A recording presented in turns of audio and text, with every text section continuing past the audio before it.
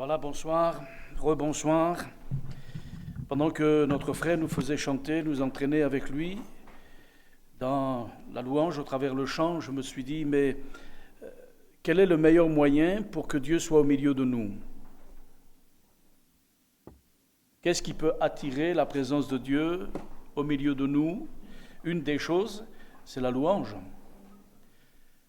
La Bible dit, louez l'Éternel car il est bon, car sa miséricorde durera toujours. Il est bon de louer l'Éternel à haute voix, dit la Bible. Et puis, il se paraît que dans ma Bible, enfin dans la mienne ça y est, que Dieu sied au milieu des louanges de son peuple.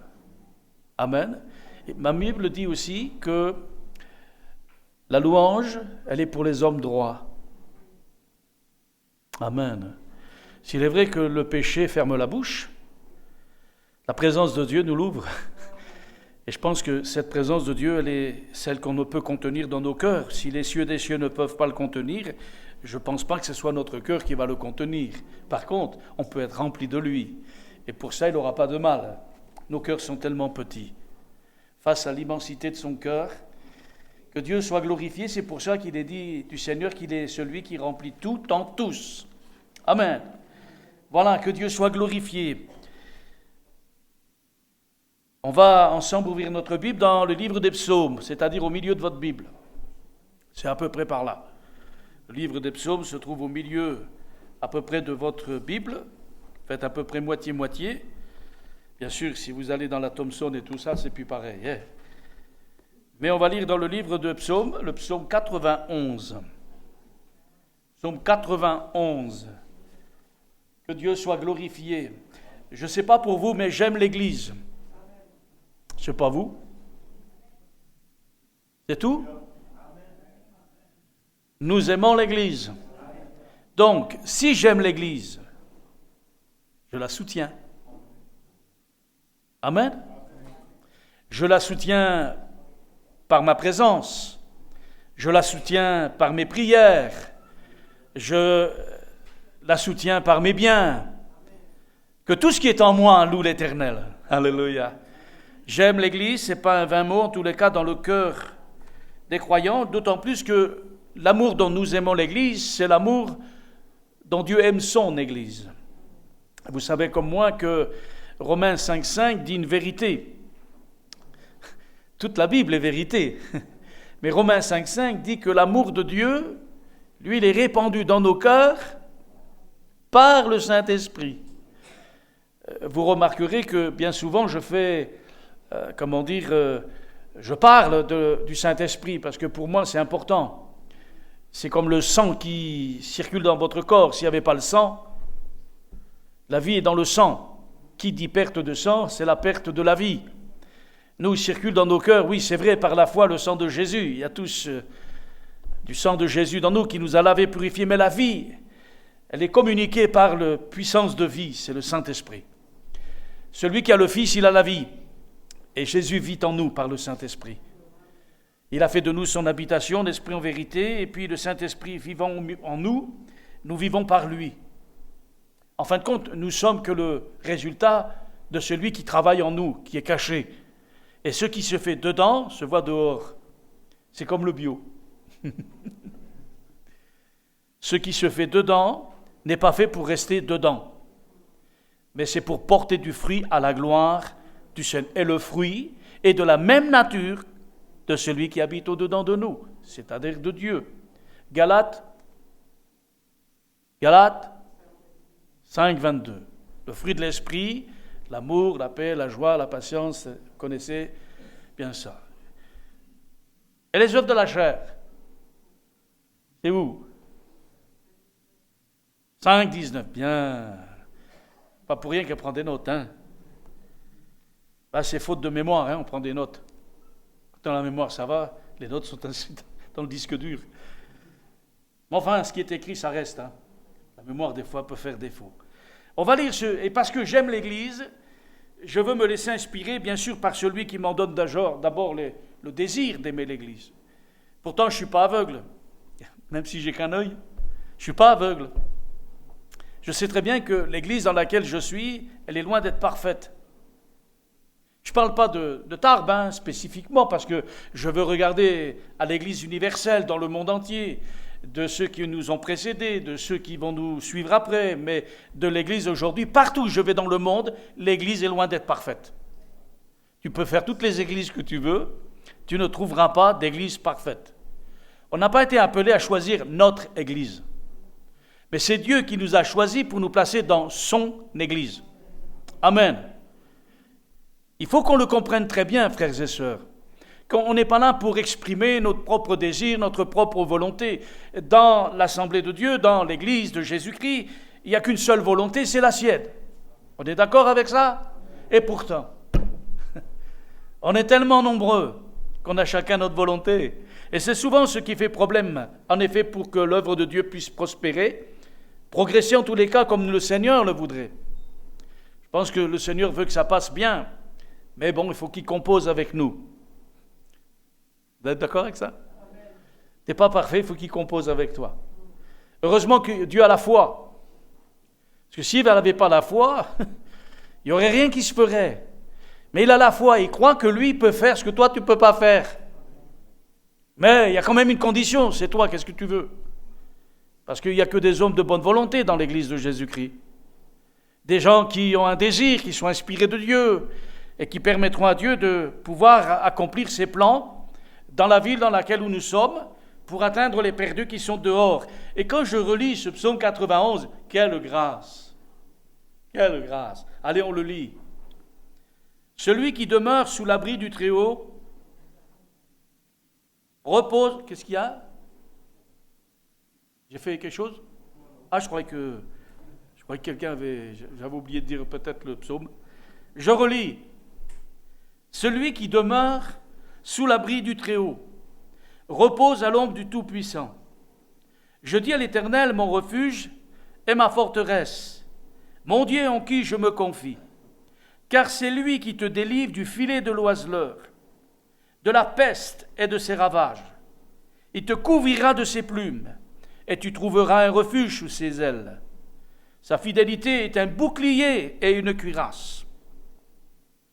Tu ne craindras ni les terreurs de la nuit, ni la flèche qui vole de jour, ni la peste qui marche dans les ténèbres, ni la contagion qui frappe en plein midi.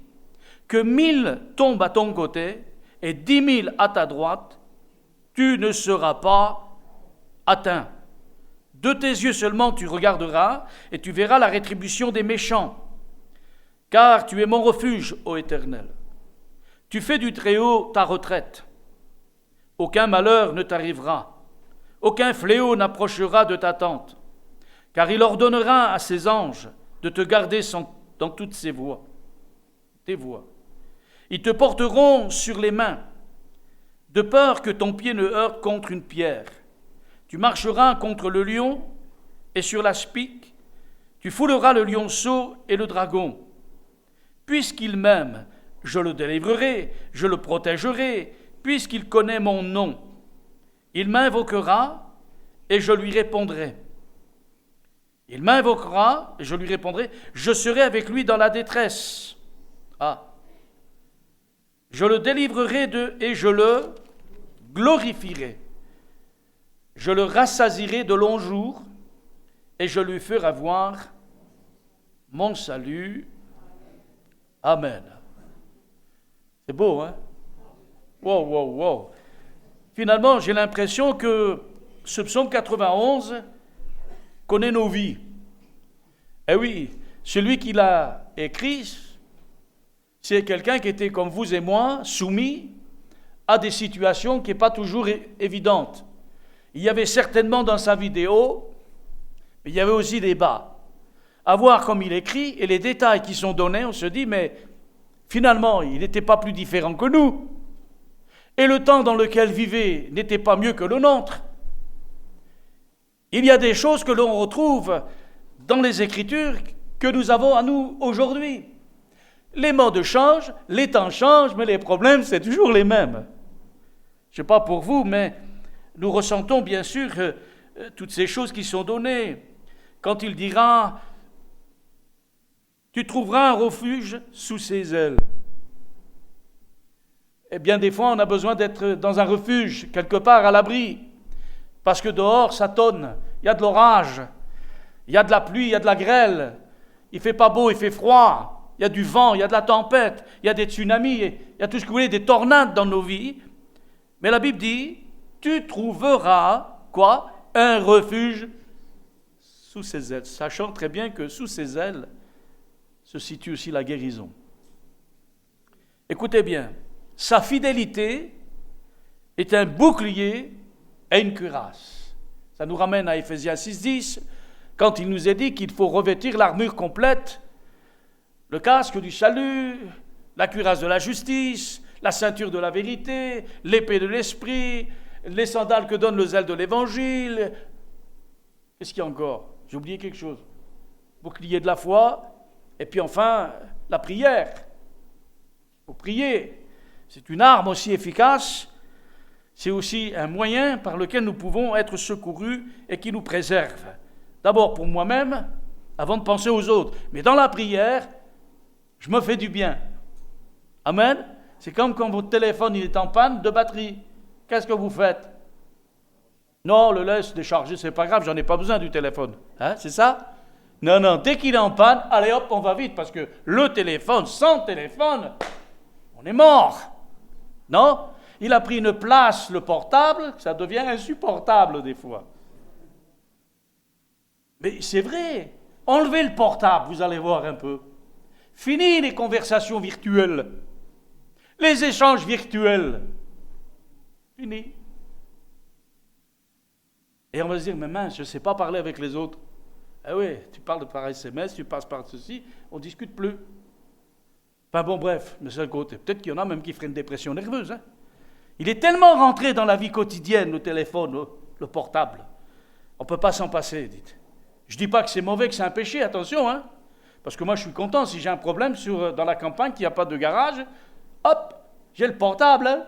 J'appelle ma femme, viens me chercher, je suis en panne. Vous voyez, le berger appelle la brebis. Tu viens, c'est l'inverse. Mais la Bible dit que la fidélité de Dieu, elle est un bouclier, dites. À quoi ça sert le bouclier dans les armes que Dieu nous demande de revêtir? La Bible dit pour arrêter les traits enflammés du malin. Sachant très bien qu'à l'époque encore, le bouclier, on y mettait de la graisse dessus. Ça, quand la flèche, elle tapait, elle glissait. Toc! Vous voyez? Nous, on a de l'huile. Psst. Le bouclier de la foi, hein, pour que les traits enflammés du malin, les flèches empoisonnées, ne ripostent, en effet, ne se dévient, parce que le bouclier nous protège. Vous voyez, sa fidélité. Elle est un bouclier. On n'a pas besoin des fois d'avoir quelqu'un de se protéger, là. Un bouclier. Qu'est-ce que tu en penses, Nathanaël? Oh purée. En plus, j'y pense en même temps. Eh bien, j'ai fait faux. Eden, c'est vrai. En plus, c'est pas Nathanaël, l'autre, c'est Athanaël. En plus, hein, gloire. Toi, ça va. Sa fidélité, elle est un bouclier, et non seulement cela, mais une cuirasse. C'est extraordinaire. Écoutez bien, verset 5, « Tu ne craindras ni les terreurs de la nuit. » Ah, parce que la nuit, on peut... Oui, même la nuit. Vous savez, il y en a un qui ne nous laisse pas tranquille, même la nuit. Hein. Ah ouais. « Ni la flèche qui vole de jour, ni la peste qui marche dans les ténèbres, ni la contagion qui frappe en plein midi. Que 1000 tombent à ton côté. 1000, ça fait beaucoup quand même. D'un coup, t'en as 1000 qui tombent, tu restes tout seul. 1000 qui tombent. Rien que le chiffre, ça te donne le tourniquet.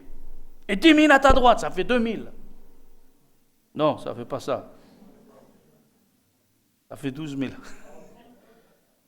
10 000 plus 1000. 11 000. Ah, je vais y arriver. Hein. Bon, on n'est plus à 1000 près. Hein. Ça fait déjà beaucoup. Ben, t'en as tout ça qui tombe à côté de toi, tu ne seras pas atteint. Extraordinaire. Écoutez bien, de tes yeux seulement, tu regarderas et tu verras la rétribution des méchants. Tu n'as même pas besoin de t'en occuper. Tu vas le voir. Je ne sais pas si vous y croyez, parce que ça, c'est pas écrit pour dire... c'est écrit, ça... Ah, ça remplit la feuille. Non, non, non, non. Tout ce qui est écrit dans la Bible sert pour notre instruction. La parole de Dieu a pour but de nous encourager les uns les autres déjà personnellement. Et puis quand celle-ci, elle est crue et reçue par la foi dans ton cœur, tu peux la communiquer à ton frère, à ta sœur, à quelqu'un. Ça, c'est extraordinaire. Tu verras la rétribution. Ne cherche pas à te venger. Ne cherche pas à te faire justice. Laisse Dieu faire justice pour toi. Parce que Dieu fait justice à ses enfants qui crient jour et nuit à lui. Comme la femme veuve qui demandait à ce juge inique, en effet, de lui donner raison de sa part. Et bien qu'il ne craignait pas Dieu, à cause de sa persévérance, à cause de sa prière, il a cédé. Car tu es mon refuge, ô Éternel. Tu es mon refuge, ô Éternel.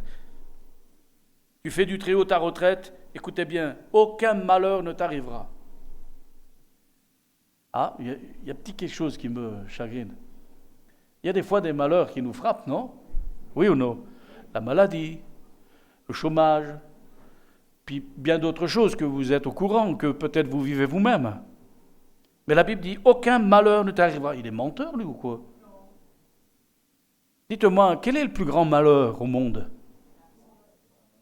C'est de partir sans connaître Dieu, sans avoir fait la paix avec Dieu. On se souviendra dans le Nouveau Testament de ce récit de cet homme qui était atteint, qui était malade, retenu pendant des années. Et le Seigneur dit, tu sais, fais attention parce qu'il peut t'arriver quelque chose de pire que tes 12 ans ou que tes tant d'années où tu as été malade. Il peut t'arriver quelque chose de pire. Mais qu'est-ce qui peut être pire? Le plus grand malheur de l'homme, c'est de mourir sans avoir fait la paix avec Dieu. Nous savons très bien qu'en tant qu'enfants de Dieu, il y a des choses qui nous arrivent, des épreuves difficiles dans notre vie. Mais Dieu est là. Je peux perdre plus d'un cher trésor dans ma vie. D'ailleurs, depuis que nous avons donné notre vie au Seigneur, combien de fois Dieu nous a dit, donne-moi ça. Donne-moi ce que tu chéris, ce que tu aimes, ce qui fait ton identité. Ce que tu montres aux autres, ton apparence. Dieu me dit ça, tu me le donnes. Ah mais ça c'est moi, ça c'est mon moi. C'est le je suis moi. Ah ouais, mais maintenant c'est plus toi qu'il faut, c'est moi. Et on se rend compte que finalement dans la vie avec le Seigneur, c'est de lui donner notre vie tout entière, tout ce qu'elle possède, tout ce que nous avons. On donne, oui, mais il y a des fois c'est plus dur. Le Seigneur doit insister des fois. Il dit, mais je t'ai dit, donne-le-moi ça. Ça, je veux que tu me le donnes. Tu m'aimes? Alors donne-moi ça. Voyez? Et vous savez que Dieu est un Dieu jaloux. Hein? Il ne donne pas sa gloire à un autre. Hein? Et puis la jalousie de Dieu, elle n'est pas mal placée. Elle est juste. Elle est juste. Tu m'aimes moi, moi je t'aime toi. Et Dieu veut l'exclusivité dans nos vies. Je ne sais pas ce que vous en pensez. Nos épouses peuvent demander l'exclusivité. C'est normal, c'est notre femme et on est leur mari. Ça peut être pareil des deux côtés. Oui, mais avant ça, il y a celle de Dieu. Il y a d'abord l'exclusivité divine. Et quand Dieu passe le premier, tu es garanti que ce qu'il va te donner, ça va être meilleur. Et ce sera ce qu'il faudra. Ça, c'est beau, hein? Aucun malheur ne t'arrivera, aucun fléau n'approchera de ta tente. Il ordonnera à ses anges. Qu'est-ce que dit l'Épître aux Hébreux, chapitre 1? Il est parlé des anges. C'est qui les anges? C'est quoi les anges? C'est des esprits qui agissent, qui exercent un service, un ministère auprès de ceux qui héritent le royaume de Dieu, qui craignent le Seigneur. Je ne sais pas ce que vous en pensez. Dis à ton frère, oh, tu sais que tu as des anges pour toi? Il y en a qui payent des fortunes pour avoir des gardes du corps. C'est vrai ou c'est pas vrai? Pour assurer leur sécurité. Nous, notre sécurité n'est pas dans les hommes. Elle est sur le Seigneur. Et le Seigneur, il dit, oh, toi, l'ange, un tel, va là-bas. Et il le fait. Je ne sais pas ce que vous en pensez, mais moi, je le sais. Moi, combien de fois, je répète dans mon esprit, parce que je le sais, puis ça me fait tellement de bien de marcher et dire, l'ange de l'Éternel campe autour de ceux qui le craignent. Moi, je t'invite à le dire quand tu te promènes. Hein, Johnny, quand tu vas faire ta balade. Tu vas faire un peu de marche en méditant, en réfléchissant. Dis, l'ange de l'Éternel campe. Et surtout quand tu marches la nuit, qu'il n'y a personne, qu'il n'y a pas de lumière. Tu te dis, Seigneur, l'ange de l'Éternel, toi tu marches au milieu de la rue parce que tu ne sais pas ce qu'il y a. L'ange de l'Éternel campe autour de ceux qui le craignent. Quelle assurance extraordinaire. Écoutez bien, la Bible dit, car il ordonnera à ses anges de te garder dans toutes tes voies. Dans toutes tes voies. Qu'est-ce que ça veut dire? Il te gardera dans toutes tes voies. Ça veut dire que tu prends n'importe quelle voie, Dieu va te garder? Ah. Pourtant, c'est les voies que moi je décide, tel que c'est écrit. Mais ce n'est pas parce que j'en prends des voies que j'aime que forcément ça plaît à Dieu. Et normalement, tout enfant de Dieu bien constitué ne désire en effet que de marcher sur les voies de Dieu. Non? C'est ce qui caractérise un enfant de Dieu. Un enfant de Dieu, qu'est-ce qu'il fait? Il marche selon les plans, selon la volonté de Dieu, selon la parole de Dieu qu'il croit, qu'il lit, qu'il médite. Il ajoute la foi à celle-ci, parce que son désir, sa volonté, c'est de marcher dans les voies de l'Éternel. Amen. Et à partir de là, évidemment, je serai avec toi, puisque c'est lui qui te l'a dicté. Mais il ne sera pas avec nous si on fait des voies contraires. La preuve en est. Écoutez bien, ils te porteront sur les mains de peur que ton pied ne heurte contre une pierre. Ah, ça nous ramène dans l'Évangile. Vous vous souvenez quand Jésus a été monté par Satan sur la montagne et qu'il lui a dit, tu vois ceci, tu vois ce monde tout là, si tu te prosternes devant moi, moi je te les donne. Et puis à un moment donné, il dit, t'as vu, jette-toi en bas, après être monté sur la montagne, il dit, jette-toi en bas parce qu'il est écrit. Et il cite, ils te porteront sur les mains de peur que ton pied ne heurte contre une pierre. Mais il n'a pas cité le verset du dessus, de te garder dans toutes tes voies. Pourquoi Jésus n'a pas dit Amen? Mais parce que ce n'est pas ses voies.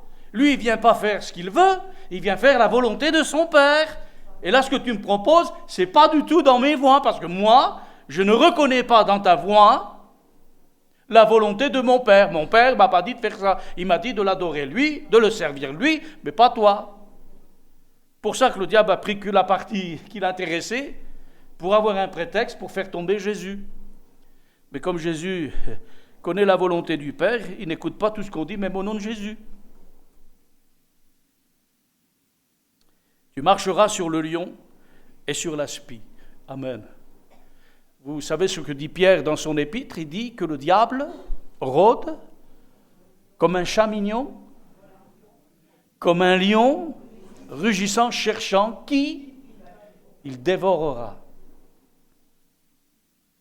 La Bible dit, toi, tu marcheras sur le lion et sur la spie. Colossiens 2, 14, 15, qu'est-ce qu'il dit? Paul dit aux Colossiens, il a dépouillé les dominations. Il a triomphé d'elle, en effet, par la croix du Calvaire. Il a marché sur la puissance de l'ennemi. Amen. Lui, c'est le lion de Juda. Et la Bible dit que Jésus a triomphé de lui par la croix. Que Dieu soit... Tu fouleras le lionceau et le dragon. Puisqu'il m'aime, je le délivrerai, je le protégerai, puisqu'il connaît mon nom. Amen. Vous voyez, le nom, ce n'est pas simplement prononcer un nom, c'est ce qu'il y a derrière le nom qui est important. Il n'y a qu'un seul Dieu, mais c'est qui? C'est quoi? Comment il est? Et la vie éternelle, c'est qu'on le connaisse lui. Le seul vrai Dieu est celui qui nous a envoyé son Fils bien-aimé. Il m'invoquera, ça on sait faire. On n'a pas besoin d'aller dans une école rabbinique, une école biblique, pour apprendre à prier. Je ne sais pas ce que vous en pensez. Oui ou non? On n'a pas besoin d'aller dans une école biblique. Je crois que la prière, quelque part, c'est quelque chose de spontané. Ce n'est pas quelque chose qu'on apprend par cœur. Ce n'est pas notre Père qui es aux cieux, que ton nom soit sanctifié, que ton règne vienne, que ta volonté soit faite. Même si cette prière est belle, il faut comprendre le poète ou, la manière dont la chose est faite. Parce qu'un point en amène un autre. Et l'autre fait comprendre le premier. Tout est lié dans la prière sacerdotale. Et il est une logique. Notre Père qui est aux cieux, mais d'avant d'appeler notre Dieu notre Père, il faut être né de Dieu. Parce que Dieu ne reconnaît que ceux qui sont nés de lui. C'est pas la chair, c'est pas le sang qui t'ont révélé que Jésus-Christ c'est le roi, que Jésus c'est le sauveur, qu'il est le Christ, le Fils du Dieu vivant. C'est pas la chair, c'est pas le sang, c'est pas la volonté de l'homme, c'est de Dieu.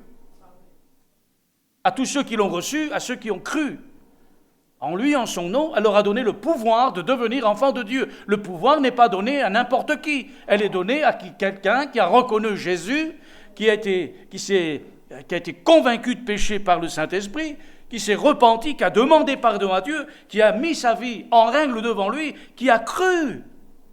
Et il est né de nouveau. Il est devenu un homme, une femme nouvelle, créature nouvelle, selon 2 Corinthiens 5, 17. Puisqu'il connaît mon nom, il m'invoquera, je lui répondrai. Amen. Toute prière faite, aussi petite soit-elle, Dieu l'entend. Parfois c'est qu'un soupir, parfois c'est une prière non exprimée, mais Dieu l'a lu dans notre cœur. Des fois la souffrance m'empêche de parler, mais Dieu a entendu le cri qui est à l'intérieur. J'ai entendu la voix de tes larmes, dit le Seigneur. Il m'invoquera, je lui répondrai. Je serai avec lui dans la détresse. Voyez, il n'est pas dit convertis-toi, tu n'auras plus de détresse, tu n'auras plus de soucis, tu n'as plus de problème, tu n'as plus rien. Non, non. Je serai avec lui dans la détresse. Mais ici, on n'en a pas ici de détresse. Je le délivrerai et je le glorifierai. Ça, c'est une promesse de la part du Seigneur. C'est le Seigneur qui lui-même s'engage avec nous. Comme nous, on s'engage avec lui, il s'engage avec nous. Et il se met en avant. Je serai avec lui dans la détresse, dit-il. Ah, ben je t'attends, hein, Seigneur. Et j'ai le droit d'attendre Dieu. Il m'a fait une promesse, j'y crois. Alors, Seigneur, dans ma détresse, je crie à toi. Viens à mon secours, Seigneur. Ben, il va venir. Je le délivrerai, je le glorifierai. Écoutez bien, hein, parce que la liste, quand même, elle est intéressante. Parce qu'on s'y retrouve tous, les uns et les autres, là-dedans. Hein. Et puis, la Bible dit, je le rassasierai de longs jours. Non seulement pour le temps présent, mais pour l'éternité, parce que là, c'est même plus la peine de compter, tu sais même pas combien il y en a. C'est l'éternité. Ça fait un peu comme avec Abraham, que Dieu lui promet une postérité aussi nombreuse que les étoiles, que le sable des plages. Et pour l'aider, vas-y, sors et compte-les. Quand il va arriver jusqu'à ce qu'il peut, si on ne se décourage pas avant, faites-le ce soir. Hein. Bon, vous allez vous coucher plus tard que prévu, vu que la nuit tombe plus tard. Mais vous allez commencer. 1, 2, 3, 4, 5, 6. Attends. Ah, il y en a une autre là. Ah, mais quand tu as compté l'autre, où est-ce que j'en étais? Tu te perds dans le ciel. Tellement c'est grand. Et il en est un même quand on avance dans la connaissance de Dieu. On se perd à un moment donné. Tu ne reposes plus sur tes acquis, sur tes sens, sur ce que je vois, ce que je perçois, ce que j'entends, ce que je ressens. Non! C'est un océan si grand que pour y aller et traverser ce fleuve, il faut que je nage. Il faut que je quitte le port et il faut que je nage. Nous avons des nageoires qui sont celles qui nous sont données par la foi pour remonter les courants. Que Dieu soit béni, que Dieu soit glorifié. Et je reviens maintenant. Mais d'où ça vient tout ça? Pourquoi je dis tout ça? Parce que la liste est intéressante et je pense qu'elle est une source d'encouragement. On revient au verset 1er. Il dit, celui qui demeure sous l'abri du Très-Haut. Je pense à Jésus qui a dit dans Matthieu 11, 28, « Venez à moi, vous tous qui êtes fatigués et chargés. » Il dit, « Recevez mes instructions et vous trouverez du repos. » Dans le texte, quand il dit « Prenez mon joug sur vous », ça veut dire « Mettez-vous à mon école ». Et dans la sous-mission, on est sous la mission de Dieu. On se met sous la mission de Dieu. De par voie de conséquence, je deviens missionnaire en France. Je deviens missionnaire dans ma vie, je deviens missionnaire dans mon foyer, dans ma famille. Je missionne, j'ai une mission. Mais ma mission, elle est soumise à Dieu. Nous sommes dans sa mission. Et celui qui demeure sous l'abri du Très-Haut repose à l'ombre du Tout-Puissant. Avec ça, tu as tout ça. C'est pas grand-chose. Ce matin, en priant, en demandant au Seigneur de me donner une pensée, je lui dis toujours, Seigneur, Petite pensée. Mais avec une petite pensée, on peut aller très loin, très profondément dans la méditation des Écritures. Je peux entendre ce que le pasteur dit, mais est-ce que j'ai bien compris? Est-ce que je comprends vraiment la hauteur, la largeur, la profondeur, la longueur, la signification des mots que je lis, de tout ce qui découle du fait que je demeure à l'abri du Très-Haut? Mais je ne pense pas que Dieu ait dit ces choses simplement pour qu'on dise « je le sais, c'est écrit, je l'ai lu ». Mais si je le lis et que je ne le vis pas, c'est que je n'ai pas compris. J'ai bien entendu, mais je n'ai pas compris.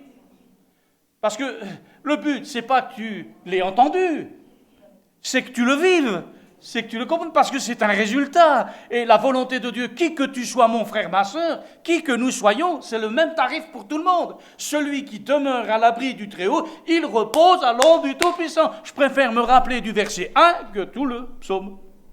Non, qu'est-ce que vous en pensez? Parce qu'avec ça, je peux tout comprendre. Le reste, sans l'avoir lu. Parce que c'est l'effet, le résultat du fait que je demeure à l'abri du Très-Haut. Ah Seigneur, j'aurais pu, et je ne vous le lis pas parce que je ne veux pas perdre du temps, mais en référence supplémentaire, lisez le psaume 62 et puis le psaume 34. C'est très intéressant. J'aurais voulu le faire pour me réjouir encore. Mais je vous le laisse. Demeurer. Dans l'étymologie, c'est rester, s'arrêter, et ça, c'est une attitude. Ou encore, le fait de s'attarder sur la chose. Une attitude de cœur. Demeurer, c'est aussi, dans la pensée biblique, c'est aussi le fait de habiter, résider. Ça nous parle d'une habitation. C'est un langage d'une maison, d'une construction, d'une habitation.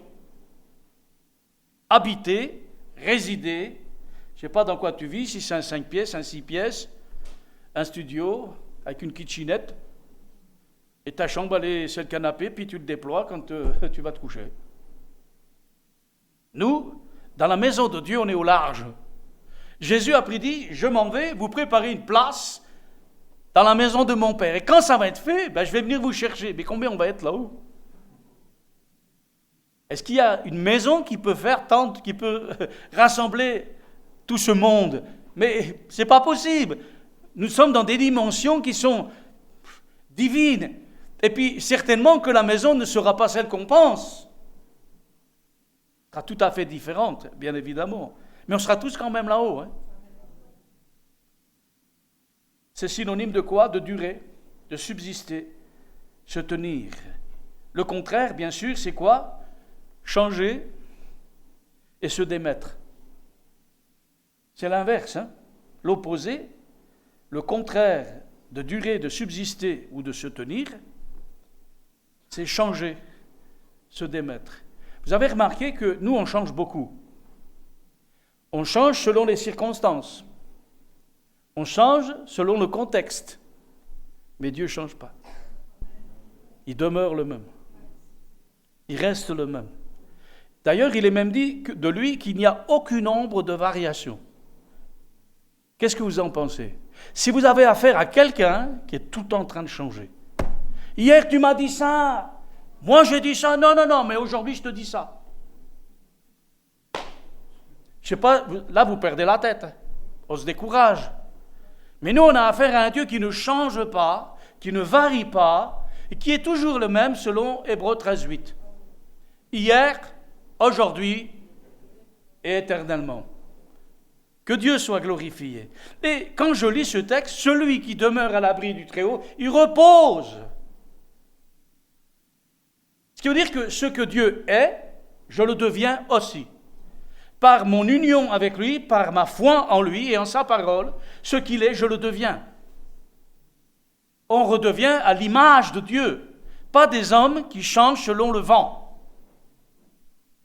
mais des gens qui demeurent malgré les vents, qui viennent du sud, de l'est, du nord, de l'ouest, des 4 points cardinaux. Celui qui est en Christ, il demeure. Tu peux venir n'importe quand, il n'a pas changé, le gars. Il dit, attends, ouais, il allait bien, il criait, maintenant ça va mal, il est toujours le même, il n'a pas changé. Mince alors, C'est bizarre parce que normalement tu changes, mais lui il ne change pas.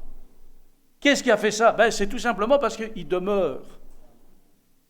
Vous voyez, ce soir, s'il y a quelque chose qu'il faut retenir, c'est le mot demeurer, ou le verbe demeurer. C'est pas grand-chose. Ce matin, j'étais en train de prier, je dis, mais finalement, la vie chrétienne, elle n'est pas compliquée. Elle n'est pas difficile. Sinon, j'ai rien compris. À quoi ça me sert que Dieu m'ait donné une Bible, inspirée de lui, pour m'enseigner, pour finalement vivre le contraire? Là, ça devient compliqué, parce que je vais passer par des épreuves, je vais passer par des incertitudes, je vais passer par des moments de doute. Mais qu'est-ce qui va me retenir pour que je reste toujours le même? Parce que c'est facile de dire « Alléluia, gloire à Dieu » quand tout va bien. Mais est-ce que tu dis pareil quand tout va mal? Parce que le but quand même de demeurer à lui, c'est que tu sois pareil dans les hauts comme dans les bas. Du monde l'inverse, dans les bas comme dans les hauts. Nous devons nous rappeler que nous sommes des pierres dans la maison de Dieu. Parce que vous en pensez. Est-ce que tu es une pierre dans la maison de Dieu? Est-ce que tu es une pierre dans la maison de Dieu? Est-ce que tu as des pierres dans ta maison? Allez, on va dire des parpaings. Imagine-toi que le matin, tu te lèves, tu as plein de trous dans ta maison. Oh, regardez, c'est pas mal ce décor, ça fait un peu comme des pierres. Vous voyez? Il y a un noir, une blanche, tout ce que vous voulez. Vous voyez, c'est les pierres. Quand tu montes un bâtiment, c'est pas une pierre, c'est des pierres les unes à côté des autres, comme ça, montées, pop, pop, pop, pop. Puis imaginez-vous que le matin, tu dis, mais il fait bien froid ce matin dans ma maison. Ben oui, il y a un parpaing, il est parti. Ben maintenant, tu as un trou. Ah ben oui, il y a des courants d'air maintenant. Ah oui, il y a des courants d'air, ça passe. Il fait froid maintenant, on n'est plus isolé, on n'est plus dans le confort. Oui, il manque quelque chose. La Bible dit, tu es une pierre vivante. Je suis une pierre vivante. Tout comme on ne voudrait pas que nos parpaings s'enlèvent pour aller se promener et nous mettre au risque des tempêtes, du froid, avec ce que ça engendre. Quand le Seigneur m'a pris de la carrière de ce monde, il m'a taillé selon les normes du Seigneur et m'a placé dans sa maison pour être une pierre. Je suis une pierre. Jésus avait dit à Simon-Pierre,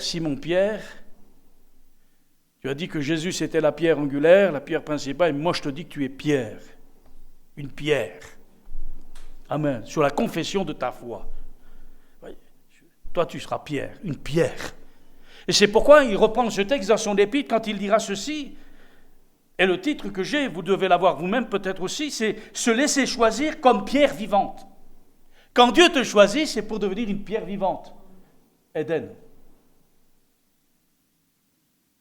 Est-ce que tu comprends la portée?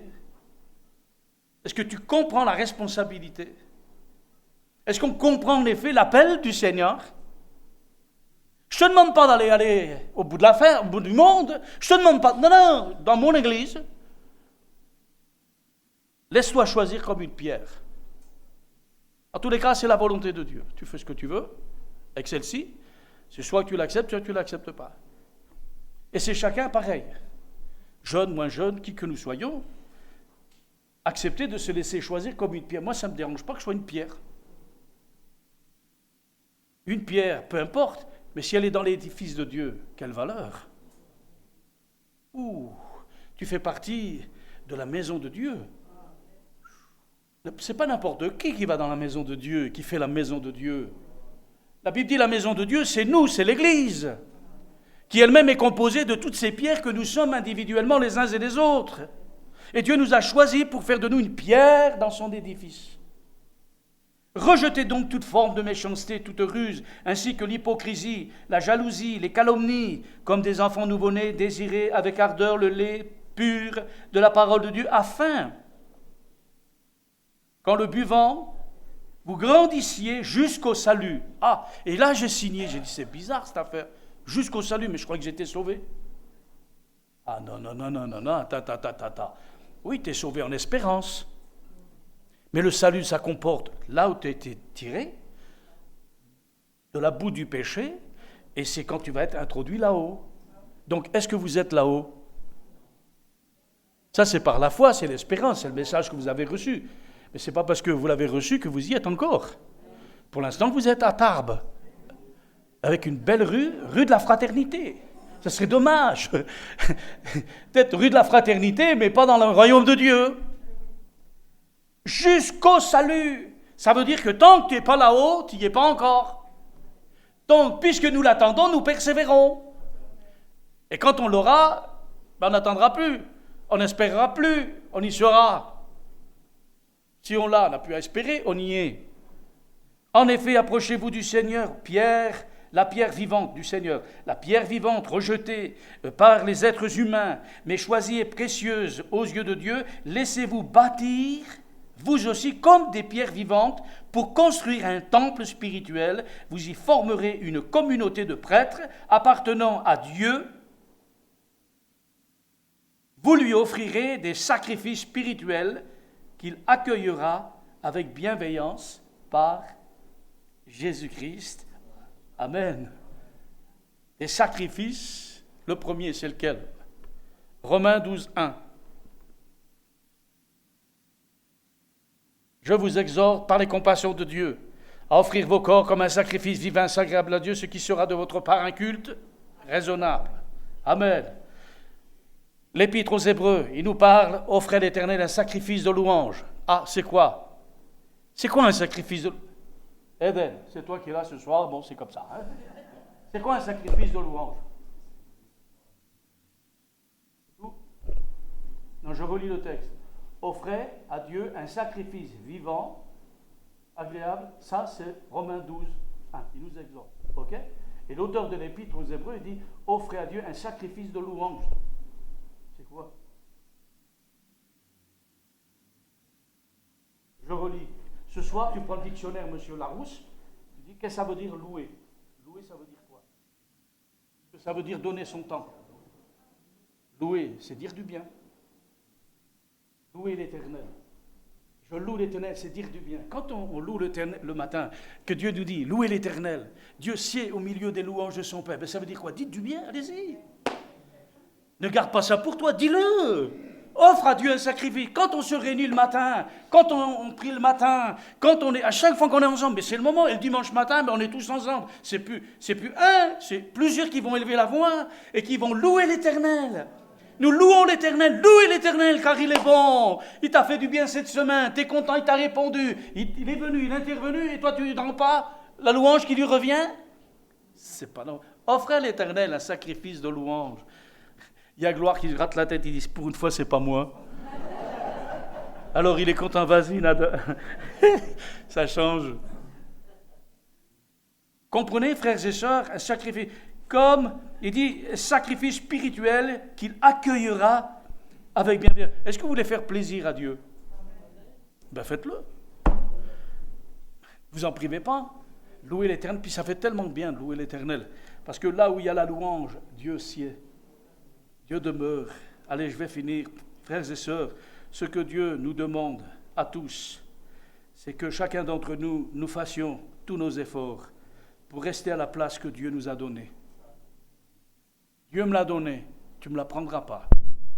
Tu peux prendre ma chaise, te mettre à ma place, ça c'est pas grave.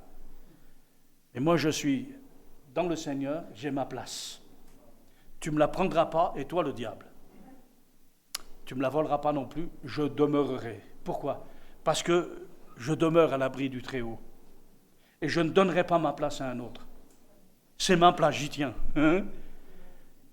Le Seigneur a préparé de grandes choses pour moi et pour tous ceux qui espèrent en lui, que Dieu soit glorifié. Attachez à lui, chacun à sa place auprès de lui. Amen. Il l'a payé. Et Dieu sait que la rançon, il l'a payé cher.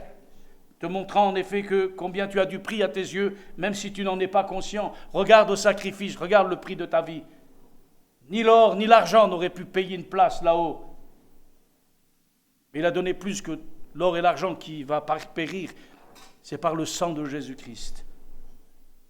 Et si c'est vrai que chacun a une place auprès de lui, que chacun reste à sa place. Et c'est là où je me dis, Seigneur, il n'y a rien à faire. Elle est simple, la vie spirituelle. Elle n'est pas facile. Elle est faite de haut, de bas, de calme et de tempête. Il y a des choses qui arrivent, mais ce n'est pas nouveau, ça a toujours existé. Toute l'histoire du peuple d'Israël et notre humanité tout entière connaît des hauts et des bas. Et Dieu est toujours resté le même. Il est au milieu de nous, toujours présent, prêt à intervenir envers ceux qui l'invoquent de tout leur cœur, avec sincérité de cœur. Nous sommes les membres. On ne peut rien faire sans lui. Vous êtes un membre. Sans la tête, le corps ne bouge pas. Jésus, c'est la tête du corps. Nous sommes que des membres. T'es qui? T'es quoi, toi? Est-ce que t'es les yeux? T'es une oreille? Une narine? Qu'est-ce que t'es? Un rein? T'es quoi? Un pied? Une main? Un doigt? Chaque membre, 1 Corinthiens 12, ça je vous dis la référence, vous permettra de comprendre comment ça fonctionne, comme votre corps humain. Et je ne pense pas qu'il y en a au milieu de nous qui se plaignent d'avoir une main qui fait ce qu'on lui dit de faire. Qu'est-ce que vous en pensez? Jory, quand tu vas aller te promener, tes jambes ils disent « j'ai pas envie ». Oui, mais moi je veux. Puis, moi je veux pas. Nous on veut pas. Qu'est-ce que tu en penses? Ça te ferait drôle, non? Là tu prends une peur bleue parce que tu dis « mais moi je veux, j'arrive pas, mes jambes ne veulent pas ». Si chacun fait ce qu'il veut, mais comment ça va faire? Où est l'harmonie? Puis la contrariété, je ne vous dis pas comment. Mais ce que je peux ressentir dans mon naturel, c'est pareil avec Dieu. Nous sommes son corps. Ensemble. Chacun, pour notre part, on est membre. Mais on est dépendant du Seigneur avant tout. On est bien d'accord. Que ce soit la main, le pied, on est dépendant de Dieu. Mais la Bible parle aussi qu'on est interdépendant. C'est-à-dire que nous dépendons des uns des autres. Parce qu'à moi tout seul, je ne suis pas le corps. Même si tu le crois. Et que tu évites les frères, les sœurs, tu dis de toute façon, c'est avec l'Église universelle. Mais quoi? Mais non, commence déjà chez toi. Apprends à vivre avec tes frères et sœurs. Parce que à toi tout seul, tu n'es pas Dieu, tu n'es pas le corps, tu n'as pas la plénitude. Mais c'est ensemble. Et moi je sais que l'Église, elle sera en bonne santé quand on sera tous en bonne santé, spirituellement parlant. Donc, je suis chargé quand même de ma main droite. Non, c'est la gauche, pardon. Ma main gauche, si ma main droite, elle me fait défaut, vous savez, des fois, on est tendinite, on ne peut pas lever, on a le tendon qui... Tu ne peux pas lever le bras, ben, tu es bien content d'avoir la main gauche pour lever, et puis porter. Vous voyez? C'est pas bien? Le Seigneur a eu raison d'en faire deux, pas qu'une. Parce qu'au moins, tu en as une qui peut t'aider. D'ailleurs, la Bible dit, il vaut mieux deux que tout seul. Hein. Ça parle de communion, de relations interdépendantes les uns avec les autres. Je dois aimer mon frère. Ce n'est pas une demande, c'est un ordre. Parce qu'il va en découler de tout cela, quoi? La santé de l'Église. Et nous qui disons, Seigneur, donne-nous une Église réveillée, ben vas-y, commence. Qu'est-ce que tu fais pour que ça marche? Ben, il se fera ce que tu fais, et elle sera ce que l'est. C'est tout. Et quand tu le fais pas pour que l'autre le fasse. Tu le fais parce que c'est l'ordre que Dieu t'a donné. C'est la tête. Sans lui, on ne peut rien faire, mes frères et sœurs. Amen. Je pense à l'attitude, à l'esprit de Paul, dans Corinthiens 9, 19, il dit « Car bien que je sois libre, et on est libre, à l'égard de tous. » Vous êtes d'accord avec moi, ça? On est d'accord avec Paul? Paul était un homme libre. Hein? Tout m'est permis, hein? Mais tout n'édifie pas. Et il dit « Bien que je sois libre à l'égard de tous, je me suis rendu. » Ah! Je me suis rendu, dit-il, quoi? Le serviteur que de ceux qui m'aiment, de ceux qui sont plus près de moi. Ah non? Mais jamais tu penserais que ta main, elle est étrangère à l'autre main, ou à tes jambes. Ah, une jambe, c'est une jambe. On ne prend pas une jambe pour se servir, pour prendre les choses, et on ne met pas la main pour marcher. Chacun a sa place, chaque membre a sa place. Mais c'est pour le corps. Nous, on ne travaille pas pour nous. C'est égoïste. Moi, je veux une église comme ça, mais c'est de l'égoïsme. Tu ne veux que ce que tu veux. Mais ça, ce n'est pas dans le plan de Dieu. C'est l'église. C'est mon frère, ma sœur. Est-ce qu'on peut se dire les uns aux autres, en toute honnêteté, je t'aime de l'amour du Seigneur? Je sais ce que ça veut dire, je sais ce que ça implique, je sais ce que ça fait ressortir au-dedans. Je sais aussi que ça nous interpelle à l'intérieur parce qu'on sait que dire « je t'aime de l'amour du Seigneur », et on sait ce que ça veut dire. Parce que nous-mêmes, On est au bénéfice de l'amour de Dieu. Et on sait que aimer sans les œuvres, c'est impossible.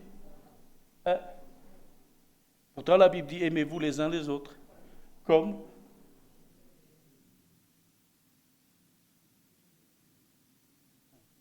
savez, frères et sœurs, je peux prêcher un autre évangile à l'eau de rose. Hein?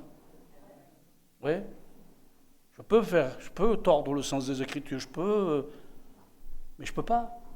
Parce qu'on n'est pas là pour faire ce qu'on veut. Et je ne suis pas là pour dire ce que je veux. Notre intérêt, c'est la gloire de Dieu.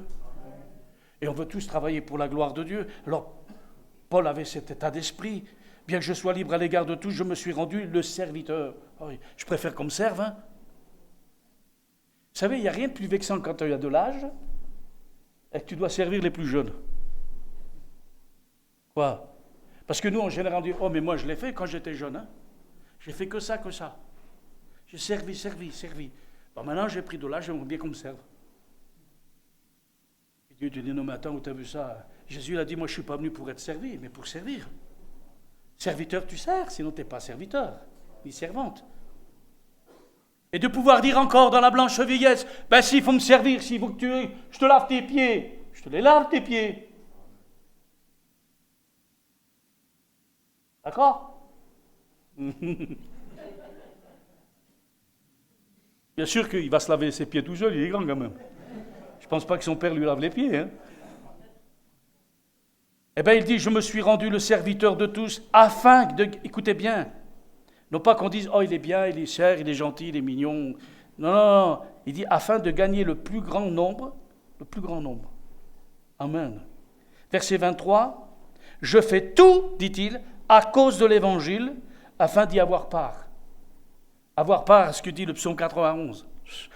Ben, je vais tout faire pour l'évangile, afin d'avoir part à cela. Et puis le verset 26, je termine avec ça, qui dit, moi donc je cours, non pas comme à l'aventure, je frappe, non pas comme battant l'air, mais je traite durement mon corps, et je le tiens assujetti, de peur d'être moi-même rejeté après avoir prêché aux autres. Ce que tu dis aux autres, fais-le toi d'abord. Fais pas comme les pharisiens qui disaient toujours, faites ce qu'on vous dit, mais pas ce qu'on fait. Ah, il y en a qui se réveillent. Ah, j'ai entendu. Allez, je vous donne une dernière référence, mais vous la notez. 1 Corinthiens 12, versets 12 à 31. C'est le fonctionnement de l'Église, c'est le corps humain, c'est toutes ces choses. C'est très important, frères. J'aime l'Église. Moi, j'aime l'Église. Je ne vais pas attendre que les autres fassent quelque chose. Je vais le faire parce que c'est devant Dieu que je fais les choses. C'est pour la gloire de Dieu. Et si je commence à attendre, on peut des fois attendre beaucoup. Hein? Mais en attendant, le temps passe, des âmes se perdent. Et Dieu voudrait dire, oh, moi je voudrais la remplir cette salle.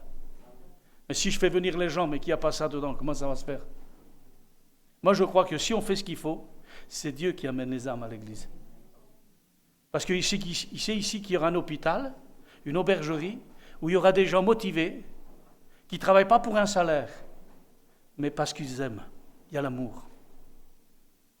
Et les gens, ils vont entrer et vont dire, ils nous aiment. Ce n'est pas des numéros. Numéro un tel, j'ai 10 minutes pour vous, au revoir, terminé. Au suivant, non. Mais d'avoir cet amour concret au milieu de nous. Amen. On va prier le Seigneur. Il nous reste du temps. Devant le Seigneur, on va prier. Demeurez. Ce n'est pas le plus difficile, c'est de croire. Et puis le Seigneur nous donnera bien plus et au-delà même.